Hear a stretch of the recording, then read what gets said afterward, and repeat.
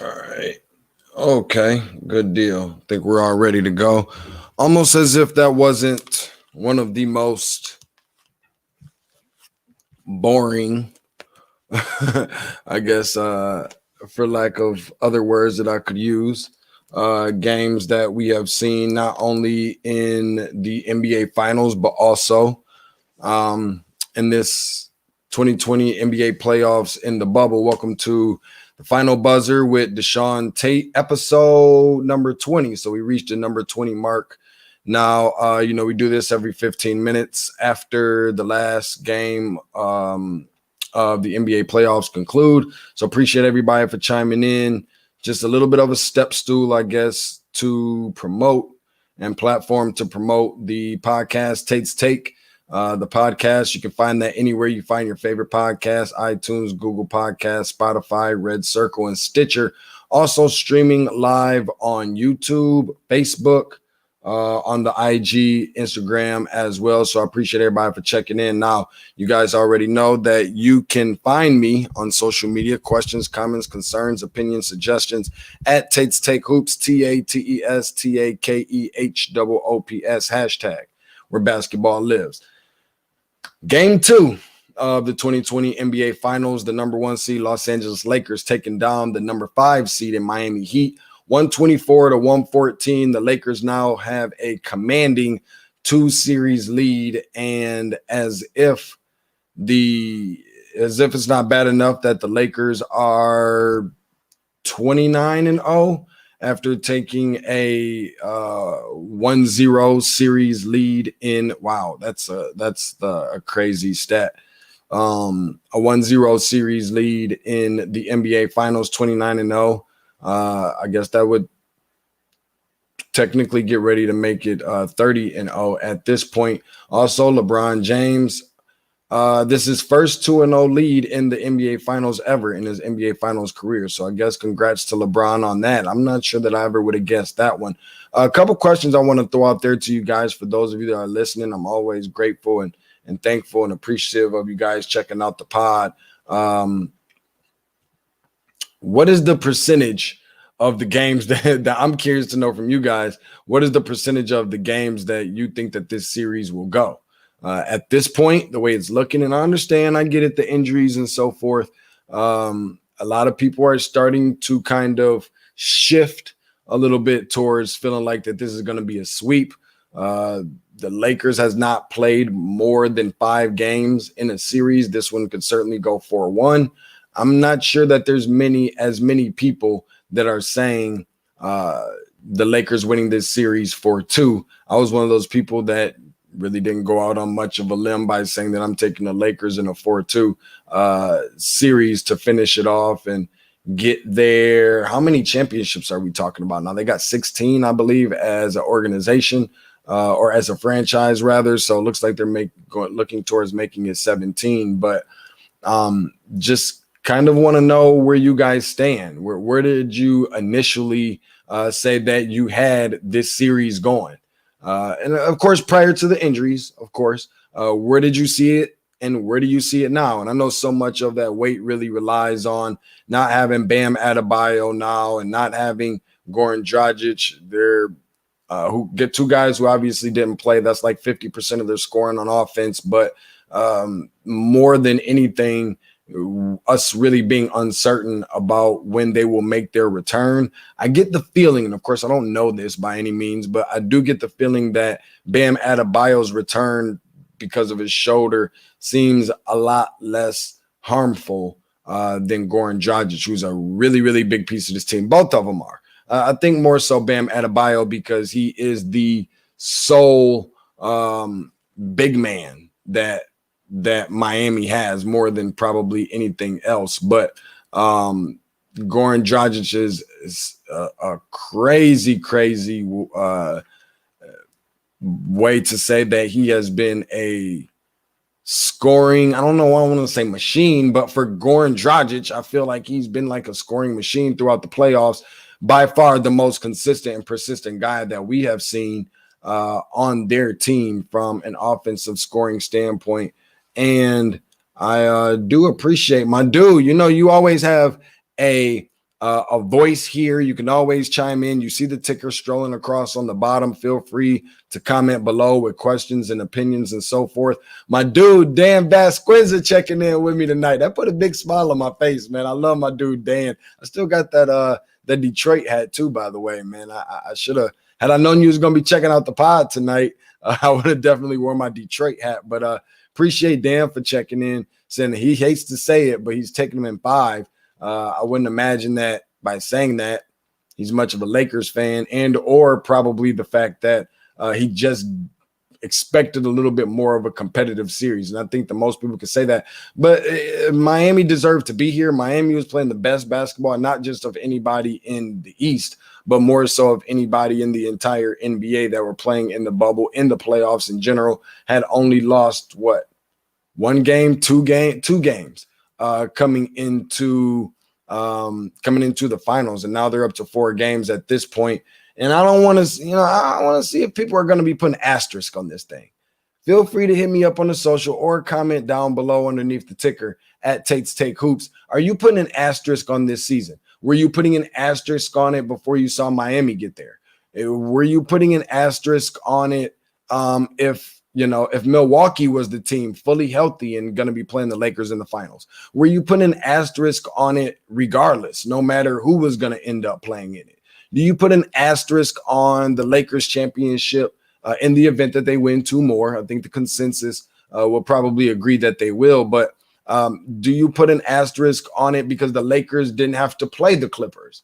So just kind of curious to know what some of you guys have to say. And I appreciate Dan Vasquez for coming through and saying he believes that it's going to be a 5-game series. And at this point, it's really starting to look like it's trending towards the other direction, not towards 2 wins for Miami, but towards 0 wins for Miami. And that's just kind of the way it's looking. If I'm being honest, I don't want to completely disrespect Miami by any means, but I don't think it was out of the realm of possibility by any means to see the Lakers sweep a fully healthy Miami squad. So I want to make sure I throw that out there. It looks like I'm almost ready to skip the 1 game and just say that it's going to be a sweep. But I do want to see something a little bit more competitive. Also throwing out there a pretty fun fact or stat, if you will, 36 consecutive years, which is crazy. I'm listening to the broadcast on this and I'm hearing it being said.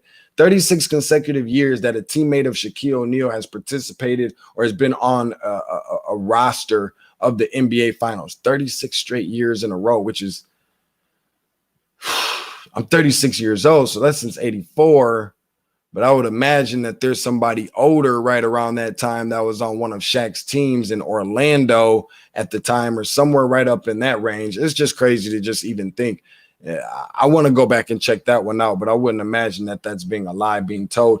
Where do you grade what you saw in tonight's game? Where do you grade Miami from what you saw? Considering the circumstances or not, where do you grade Miami in the way that they played just from start to finish tonight and grade the Lakers? For me, I'm going to take the Lakers with a B. I'm going to give them a solid B. I think that a lot of people just say, oh, they were playing around with these guys. I think that's part of it. You got to get guys in and out of there. Like I wanted to see, I don't want to see nobody hanging around. I either want to see a really close game or I want to see the Lakers show their full dominance and getting guys out of there, because I'm a firm believer that this is one of those things where the Lakers have one of those years that can do it. And again, it's going to really sound like I'm completely blasting and disrespecting Miami, although I'm not doing that by any means. I just believe that when you have the kind of team that the Lakers do and you're playing this Miami team, you got to get guys in and out. When Alabama face somebody, like when they're in situations like this, in most cases, maybe not in all, I'm not saying that. I know there were some close games with Clemson and so forth for football, but in a lot of cases, they get guys in and they get them out. Like they leave an exclamation point. Like they put the stamp on there to let you know it's Roll Tide official. You know what I mean? It's finalized, it's stamped. And you see that a lot of times when Connecticut was rolling with their dynasty. You saw it a lot of times with a lot of these different teams. The LA Sparks was doing it at one point. the Detroit Shock women's team was doing it at one point. Like I kind of expect them to get them up out of there, especially when you're kind of shorthanded being this Miami team. But it's not even just about that. While I do give credit to Miami for sure, they don't have a superstar on this team. They don't even have one. The Lakers have two, but they don't even have one. And not only that, yes, they're shorthanded on top of that. Plus, they're playing a lot of their key guys that helped them get to this point are younger guys. Maybe not nearly as much Kendrick Nunn because he didn't play that well in the playoffs, but throughout the duration of the season, him being a rookie and being runner-up in the Rookie of the Year voting for whatever that's worth, he's still a young player. Tyler Hero is a rookie as well. Duncan Robinson is really young as well. Like they got a lot of really young pieces. Bam Adebayo, he's still a young player. And with the Lakers, when you start talking about the experience of the team that they have, again, I know you guys who are used to this particular platform and the final buzzer and Tate's take, you've heard me say it a couple times. Rondo has a championship and been to the finals. LeBron has been in 10 straight finals going for his fourth ring. Dwight Howard has been to the finals. Who else am I missing for crying out loud? I know it's probably not worth a whole lot of anything. A guy who actually only ended up playing 3 minutes tonight. We saw him being inserted late in the third quarter and early in the fourth quarter. But for what it's worth, J.R. Smith is on this roster. These are things that make a difference. I feel like he was sweating the perspiration of Hennessy a little bit when I saw him out there. But J.R. Smith has gone to the finals as well. And for the people who feel like that don't really mean a whole lot, probably not a ton. However, what does the difference make when you see guys like Udonis Haslem out there who hasn't even checked into the game? And I wouldn't imagine that we're going to see him unless Bam Adebayo maybe are out with more significant time. But because he is that coach on the bench, he is that emotional leader for this team. And you kind of saw that in one of the timeouts and one of the huddles during the commercial break. Those things do make a difference. I'm sure that there's somebody else that I'm forgetting for the Lakers that have been JaVale McGee has championships. Danny Green has championships. So yeah, I think it does make a difference when you start talking about the experience. So I give the Lakers a B. I'm not going to give them an A. They were just top to bottom, hand over fist, better than this team, bigger than this team. And that's just what they are when Miami is fully healthy or not. But I want to see the Lakers get these guys out of there. Like I want to see it not even be close. Because I think that that's what they're supposed to do. If you're LeBron and you're supposed to do that. You're talking about the greatest of all time and you guys ain't got no injuries and so forth. You got to get these guys up out of there. So, but as far as Miami, I'm going to give them a grade of a B- because number one, obviously because of, the players that were missing for Miami, and even more so, they just played really hard all the way to the end. I mean, this thing was sitting at a spread of like 10 points going into the game, and they ended it right at 10 with a 124-114 loss. But it could have been easily much worse than that. So I just want to throw out a couple things. Let's start out with Miami right out the gate. We already talked about Bam Adebayo and Goran Dragic not playing, but even more so Duncan Robinson, who went scoreless in game one, 9 points and 4 assists for him. He's got to have a little bit more than 7 shots. I mean, he's relied upon. That was one of the things that scared me more than anything because he's already a liability on defense, but even more so on offense. You got to get more than 7 shots up. Like they need him probably more than so many other guys, and they depend on him. This is a team that got as far as they did, not just in the playoffs, but in the regular season because of his ability to shoot the ball at a high level. High volume shooter, and he's not shooting at a very high clip right now. So they're going to need a little bit more than 7 shots for sure, 9 points from him. What was the expectations for Kendrick Nunn? I thought that he definitely couldn't afford to be the Kendrick Nunn that he's been throughout the playoffs, but he's gradually getting in there and mixing things up a little bit more. He doesn't have much of a choice. But I want to give him some credit for his performance. 13 points for him, 4 rebounds, 3 assists, 1 block on the night. And he could easily be looking like the Kendrick Nunn coming into this series where I probably wouldn't feel comfortable crediting him for more than 0 points, if I'm just being honest, or 3 points for that case. So I want to give him a little bit of credit because somebody's got to do the scoring here. when you didn't have your Bam Adebayo and your Goran Dragic, who steps up in that position? That's when you start inserting guys like Tyler Hero coming off the bench. Also Myers Leonard, who really hasn't seen a lot of time on the floor, let alone you putting guys in a NBA Finals type setting and scenario. But even Kelly Olynyk, and that's Kelly Olynyk is where I really believe that was one of the biggest bright spots or reason or biggest spots of optimism, if you will, for the team on tonight. 24 points for him, 9 rebounds, 9 for 16 from the field. I mean, he gets the game ball if the losers even get a game ball. He was that guy tonight, stepped up and did really well. And I know some people want to say, hey, well, you know, what about guys like Jimmy Butler? Okay, I see his 25 points.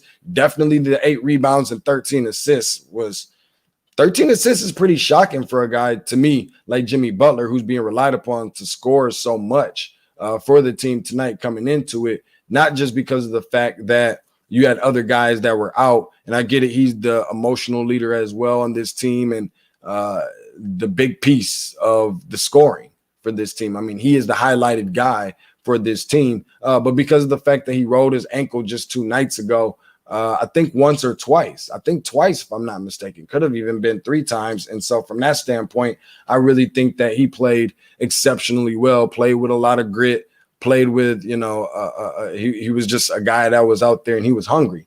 And so I like the things that I saw out of him tonight. However, 11 for 12 from the free throw line, while that percentage is really good, you start looking at out of his 25 points, he gets 11. What is that? 13 or 14 points that he got from shooting from the field. And not saying that that's terrible, but I will say enough to say that I expect something a little bit different. But he got to the free throw line and he knocked him down. So points are points, and you can't really bash the man by any means for that anyway. And we know that they were in need of perimeter bodies tonight. Now, why they're not playing a guy like Chris Silva, I'm not sure. And people are going to think I'm crazy. I haven't had anything to drink tonight. No dark alcohol for me. No Jack Honey for me. But what I will say, though, is that I think that Chris Silva should have been a guy that can out there play, because even though he maybe not as tall or maybe right around the same size, but he's still got some nice big build and big bulky shoulders, much like Bam Adebayo. And he's a body to put in there. He can move around really good. He can block some shots, and he can rebound really well and play aggressive, pick up some fouls, and try and give some of the other guys some confidence. So I'm not sure why we really didn't see Chris Silva, which I think that would have helped them a little bit. Would they have won the game?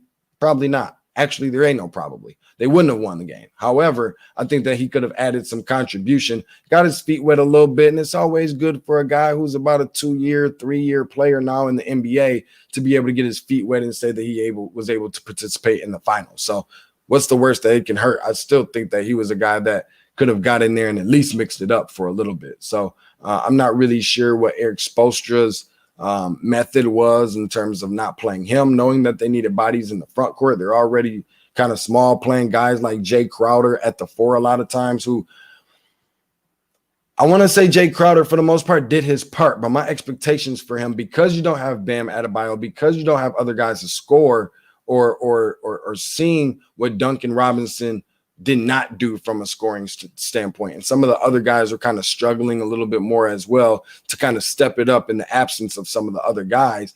That's where I expected a veteran like Jay Crowder, a guy who, much like Jimmy Butler, wears his emotions on his sleeves. He's a big guy. He's tough. He's rugged. He's aggressive. He's athletic a little bit.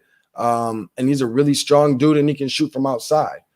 His statistics, 12.7 rebounds, 5 for 6. You would think that that's the average Jay Crowder, of course. However, I will say enough to say that Jay Crowder is also a guy that can give you 20. Is he going to give you 30? Probably not. But would he give me 20 to 25? That wouldn't surprise me. And they needed somebody like that tonight, because they needed some outside shooters, considering the fact that they weren't going to have a whole lot of offense to be able to implement in the front court and bang with some of the Lakers' bigger guys down in the paint. So I definitely would have liked to see him get a little bit more, add a little bit more contribution and production. Let me throw out there a couple of those statistical totals out there at you, because some of it may actually surprise you a little bit.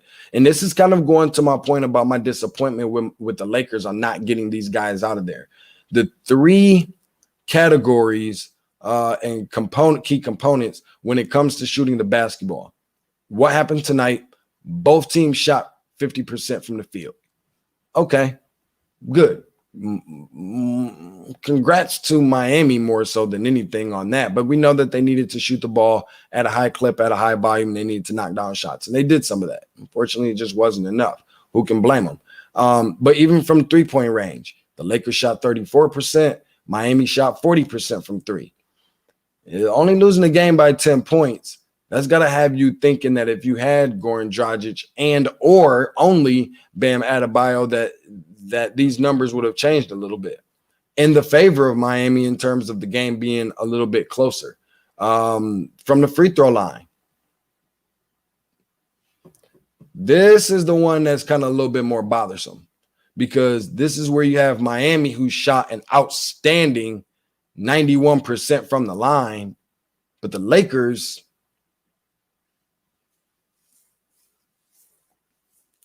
59% from the free throw line. If I'm not mistaken, and I don't know if you had to go to public or private school to figure this one out. I'm not great at math, but that's got to be somewhere right around 32% better. 32% worse than Miami did. That's a problem. And I know that there's no more teams left. It's not like, well, if they do that in the next round, then they got a chance at losing. There is no next round. But these are part of the concerns. Now, some people might say, well, the Lakers is just that much better than Miami if they can shoot below 60% from the free throw line and still be able to win the game by double digits. And I get that. But it's still concerning shooting 59% from the free throw line. They're probably not really worried about that right now. They're on their way to, be holding up the Larry O'Brien trophy in a few days. But nonetheless, it's still a concern. 59% from the free throw line is just, honestly, it's unacceptable. Just to think about a championship team getting ready to win this thing, and they shot that poorly from the line. So that is what it's worth. Speaking of the Los Angeles Lakers, I was curious to see how Dwight Howard was going to come out. A lot more, not a lot more, but just still channeling what they need him to do. I'm glad to see that that's a guy that's embracing his role more than anything. Dwight has brought energy, athleticism, leadership. I mean, all across the board, he's been very vocal and very physical as well. We know that that's what Dwight does. So he was active, very active early, in fact, and very energetic. Only 6 points and 2 rebounds for him, but he still looked good though. In that little bit of time that he saw the floor, maybe like 17 minutes, less than 20 minutes for sure, I still thought that he looked good, and he's a very good start for this team when they're trying to get off to a good start, because he's going to bring some pop to the team sometimes and make sure that they don't get hung up on trying to get into cutting deficits early in the first quarter and so forth. The Lakers in the first game, game one, they were plus 18 on the boards. They outscored that was on the offensive rebounds, outscored the Miami Heat 16-6 on the offensive rebounds tonight. Clearly the size is the biggest difference in this series, and I think that that's pretty clear. And that's even excluding the injuries. You throw the injuries out, I don't think it's going to make a difference. Like, they're still the bigger team. They're still the more dominant team. They're still going to, be hungry and go after rebounds. But it didn't matter to me how Miami was playing, especially when you start talking about the Lakers playing in these black Kobe uniforms. I don't think that was really going to make much of a difference for Miami either way. And I'm curious to know from the people. I want to know how you feel about Anthony Davis, because I'm having some conversations with some different people over the course of the last week or two. Okay. I'm hearing people say that Anthony Davis is a top 10 player in this league. If you say that, I don't agree, but fine, whatever. It's somewhere straddling the fence. That's just my take on it. Don't let what he's doing against a little bitty Miami Heat team, who essentially, when you start looking at the Lakers size and comparing that against Miami, they look like elementary school kids out there. So I don't want to get it confused. Now, granted, give AD credit because he's doing what he's supposed to do. Yet still, not sure I'm ready to go with top 10. But if I give him top 10, that's cool. When you start talking about top 5 in this league, top 3 for sure. I'm hearing people throw around 2, maybe the best player in this league. It's absolutely ridiculous. The guy on his team is the best player in this league, in LeBron James. Needless to say any of that. But I felt like there's been too much disrespect of that's been going on, where LeBron is clearly the best player in this league. And then you move forward past that and people start bringing in all these other people. Well, what about this player, that player, and Kawhi Leonard? And then after Kawhi Leonard, or not Kevin Durant, but after Kevin Durant, people talking about Kawhi Leonard. And after Kawhi Leonard, people talking about Giannis Antetokounmpo. And before you know it, it's going to be Luka Doncic. And now people are talking about Anthony Davis because of what they're seeing that he's able to do so far. And I just respectfully disagree with that. I just can't see that. So I know that there were some issues before where, he hadn't been, it's more so been a lack of confidence. Honestly, I think that Anthony Davis is a little bit more on the softer side to me. And I'm not intentionally trying to throw a dig at him. I just don't think that he's really an aggressive guy, and he's a little bit more a softer guy for a 6'10", but it is what it is. I don't want to get too caught up in that stuff, but that's just what I see out of a guy like Anthony Davis. And so I want to kind of find out from some of you guys. Hit me up on the Twitter at Tate's Take Hoops, TATES TAKEHOOPS. How you feel about Anthony Davis? Where does he stand in regards to one of the best players in the league? Is he top 10? What number do you have him? Is he top 5? Is he top 3? Is he the best player? I just don't see him being that for me. I'm curious to know what the over-under is going to be for him winning the finals MVP, because I think that that's something that's likely. But I think he kind of still lacks some of that toughness and aggression. It's not a bad thing, because for the people who are going to say that I'm trying to jump all over Anthony Davis, let me preface it by saying this, though. I'm not trying to cover up my statement, but what I am trying to say is I'd much rather Anthony Davis be who he is and not pretend to be the tough guy than to try and go out there and be the tough guy and everybody knows that that's not you. And so that's just kind of where I see him kind of somewhat, I guess, in that light. 32 points, 14 rebounds, 15 for 20 from the field for him, only missing 5 shots. That's incredible. Another little couple fun stat facts and facts for you guys. The Lakers shot the most 3-point attempts more than any other team in NBA Finals history tonight. And I want to say that was somewhere in the 40s or somewhere right around 43s that they shot tonight, which with all that size, that might be one of the reasons behind why they only won this game by 10 points. I say only, I guess, facetiously or whatnot, but yet still, I'm not sure if they can afford to do that with a fully healthy team that's not the Miami Heat. That's a better team. If they were playing a Western Conference team, I'm not sure that this would look totally different. And that I think Frank Vogel would be a lot closer to the hot seat right now than we see him, where he looks like he's going to win another championship. And last stat of the night, LeBron James, 51 NBA Finals games played. That passes Magic Johnson for 6th on the list. So congratulations to him. And it really sounds like we're going to be saying congratulations to the Los Angeles Lakers really soon for winning their 17th World Championship in the NBA. Appreciate everybody for checking out the Final Buzzer, man, and kicking it with me at least for about a good 30 minutes or so during this recap. Remember, we do this every night following the NBA game, NBA playoffs, so it's NBA Finals. So we got at least bare minimum 2 more of these things that are left, bearing that, Miami comes out and wins themselves a game somehow, or Lakers give it to them, however you want to look at it. So I appreciate everybody for checking out the Final Buzzer, episode 20 with DeShaun Tate. Remember to go and Subscribe. My favorite word of the 2020. Subscribe to Tate's Take the Podcast. Accessible anywhere that you find your favorite podcast: iTunes, Google Podcasts, Spotify, Red Circle, Stitcher, streaming live on Facebook, streaming live on YouTube, streaming live on Instagram, the whole nine, anywhere that you find what I like to call the best, the most entertaining, the most informational, and the most educational basketball content in the form of a podcast. And remember to follow on social media at Tate's Take Hoops, TATES TAKE HOOPS, hashtag where basketball lives. I'll see you guys probably within the next 47 hours or so. Game 3 for the Lakers and the Miami Heat, 2020 NBA Finals.